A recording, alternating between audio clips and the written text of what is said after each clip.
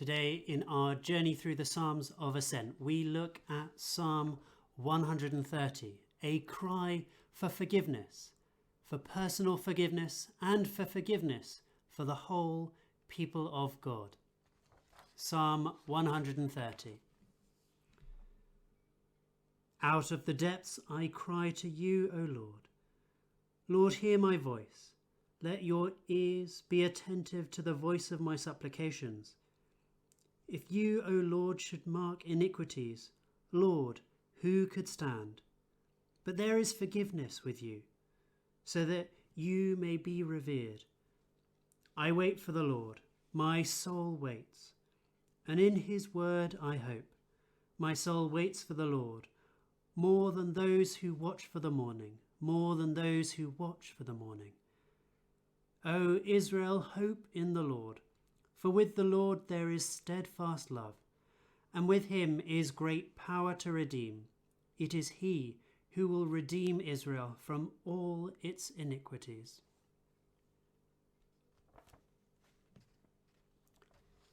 Yesterday we heard Psalm 128, a real high point in the Psalms, a psalm about blessing and prosperity and being in God.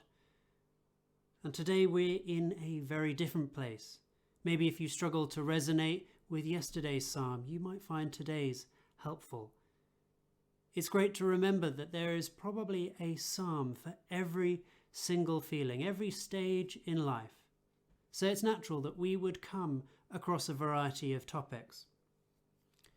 Today is a deep cry of repentance, asking for forgiveness from God. Out of the depths I call to you. O Lord, listen to my cry. The psalm starts in a way that we should all, whether we're in a great moment or in one of deep despair, we should be asking for God to hear us. In Jesus, we have God's ear. He wants to hear from us. So we should pray in faith that he will hear us. He's not begrudging of us, no matter what we've done. Whether it feels like it's been a long time since we've had a real heart-to-heart, he is still there. He is not distant. The psalmist who wrote this said, "If you keep account of sins, O Lord, who will survive?" They are saying against the holiness of God that we all come up short, whether we've noticed what we're doing as being wrong or we're completely oblivious. We are nothing compared to the radiant goodness of God. Sometimes we're more acutely aware of our failings, but this doesn't mean that what we feel makes God less able to bring us back to him. Instead, we should realize how thankful we are that God is truly able to overcome all of our sin in our lives.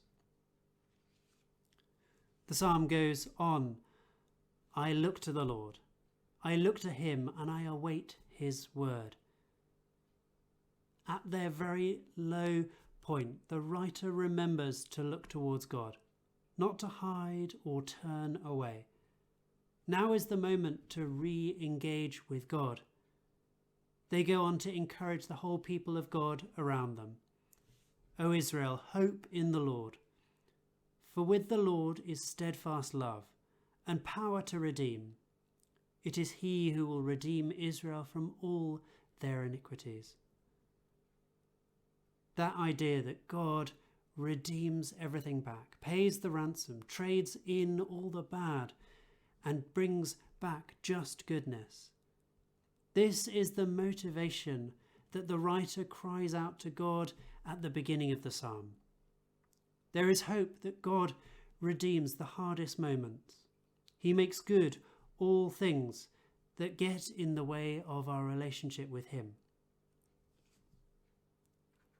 So, the encouragement that the psalmist gives: cry out to him, be honest, wait on the Lord and on his steadfast love, and know the assurance that he cleanses us from all the things that get in the way, because his goodness is far greater than the things that keep us from him.